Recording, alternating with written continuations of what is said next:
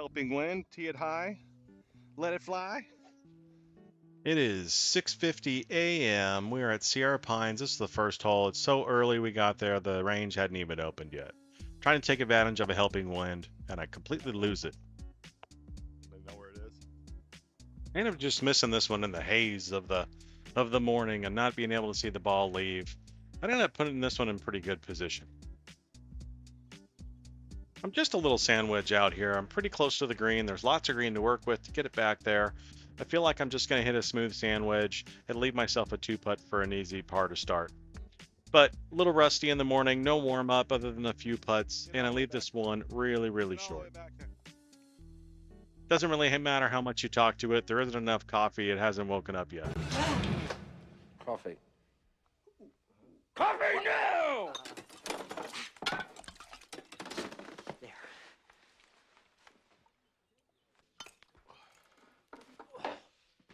I leave myself way off the screen here to putt up. I'm still 12, 15 feet short, trying to convert for a par. But I'll end up leaving this one outside for my first 3-putt of the day.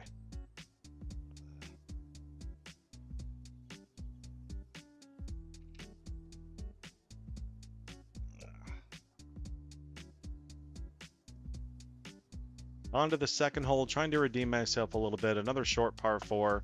Trouble all down the left. All you've got going on in your head is don't go left, don't go left, don't go left. That was sure going through my head today, especially since I've had the poles the last couple of rounds. I end up getting away with this one. Starts out left. Ends up fading back in the middle of the fairway. It's not a very long drive, but it is safe. A little heely, but safe.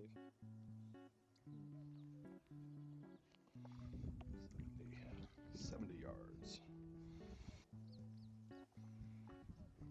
So I opt for a little sand wedge here, just trying to get it short. The pin's only a couple of paces on the green from the front side, so I figured even if I left it a bit short, I could be pretty safe. And that's exactly what happened. Just a tad short, not quite enough of a bounce, but still in putting range. I can still putt that.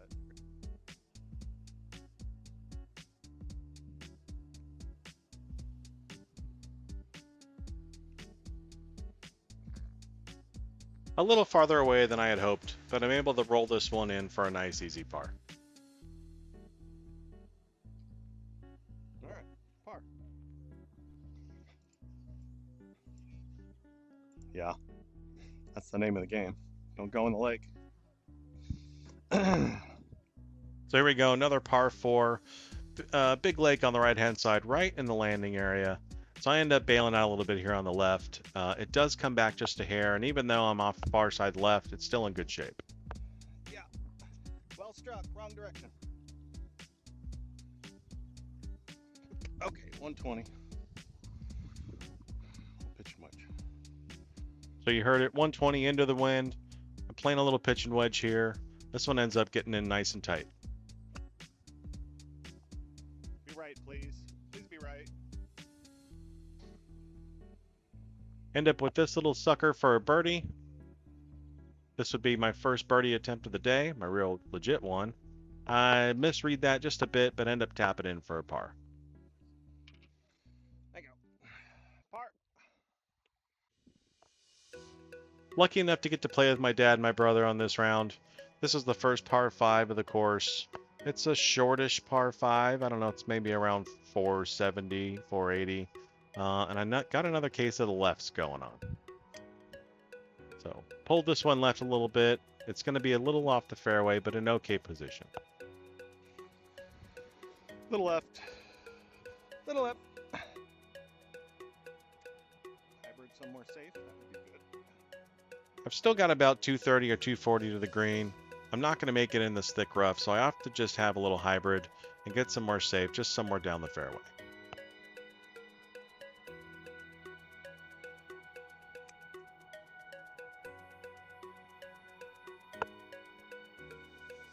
I end up right in front, good position. The pin's all the way tucked up on the top tier. 82 to the flag.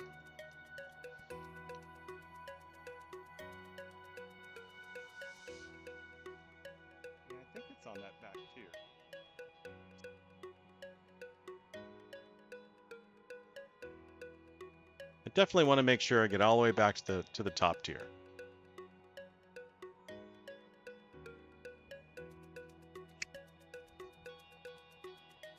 Please be right. Get up.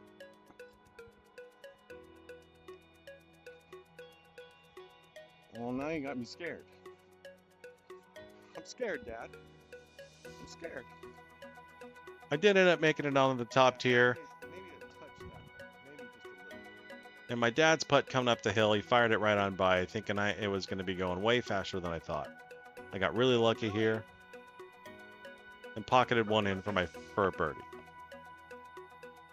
Next one's a little par 3 here. It's about 145 yards, but wind dead in the face. So I opt to club up here with a 7-iron in hopes that I can get through the wind and get somewhere close. And I yank it dead left. Off the green, leaving myself a tricky chip. Bit uphill, just trying to get something close.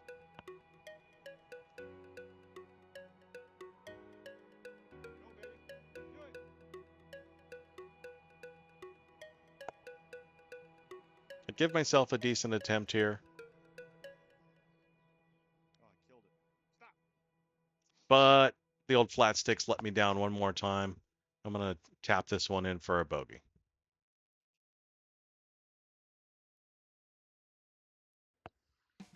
On to the next par 5. This is a dog leg left, and if you can draw it around the corner, you set yourself up in really good shape to make it in 2. And then you go off and do something like this.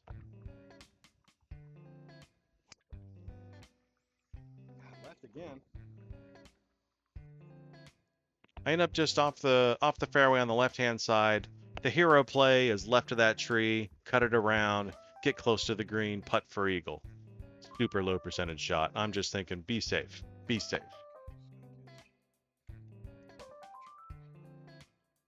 So I opt for the trusty 8-iron just to get something over the tree and back into the fairway.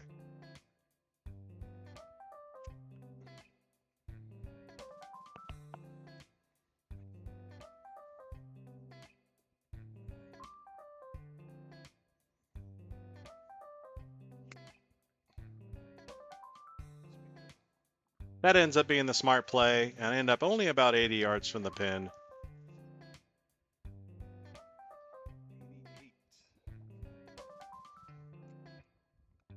88's another good stock sand wedge distance for me. This green's super wide, but not very deep. It's only maybe 10, 15 paces. End up putting this one in good position on the green for an easy 2-putt. This is a downhill putt. I was really concerned about firing it by, and that got in my head a little bit. So you naturally leave it short. I did leave it short. And right. Horrendous. Able to knock this one in for a par. All right, still a par. So crisis averted from going left off the tee, and a par in the pocket.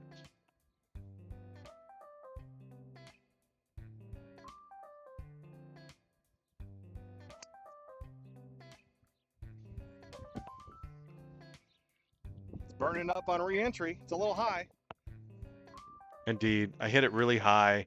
I'm off the right side of the fairway. This is one of those holes where I drove the green one time, and now I think I can do it every time. So I just get after it every chance I get. I'm still in okay position. Just trying to get on. All the way back there. Go. Just trying to get on in regulation so I can have a nice easy 2-putt. So leave myself pretty good here, about 20 feet. Just gonna knock it up smooth. You gotta putt up the hill. God, it didn't move at all.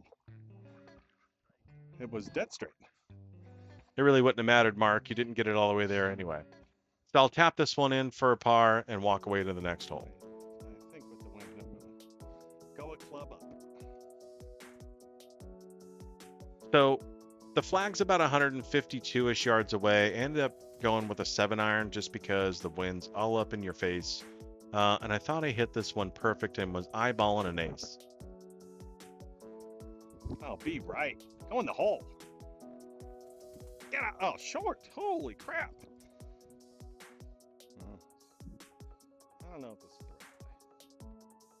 You could actively hear my heartbreak on that tee shot when this thing came up short, and I was really second guessing this shot selection. The fringe in front of the screen was pretty furry, and I ended up leaving this thing just outside and right and a bit short. Should have been an easy conversion for par, and with my dad watching, I do this. Oh, I pushed it. I'm sorry I failed you, Father.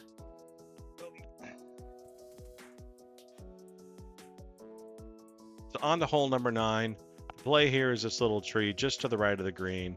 If you get lucky, you drop back a bit left.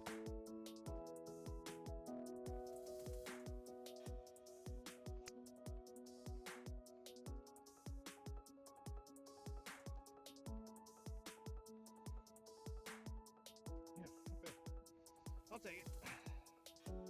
I put a good move on this ball and forgot to actually film the chip shot. No, I didn't make it onto the green. I chipped up. This is my birdie attempt.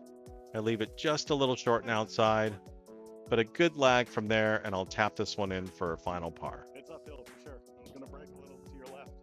So overall, pretty pleased with this round. A 2 over 38 on a quick little 9-hole in the morning, I think is pretty good. My fairways and regulation numbers really something I need to work on. Greens and regulation, I made a lot of improvement through my short game and iron practice. Putts I still need to work on. So the bookends of my game really need some work, and I think if I can dial in my driver and my putting, I can really knock down this 7 handicap to something a little bit more respectable. And it's always fun watching Dad finish strong. How about you like apples? How about them apples?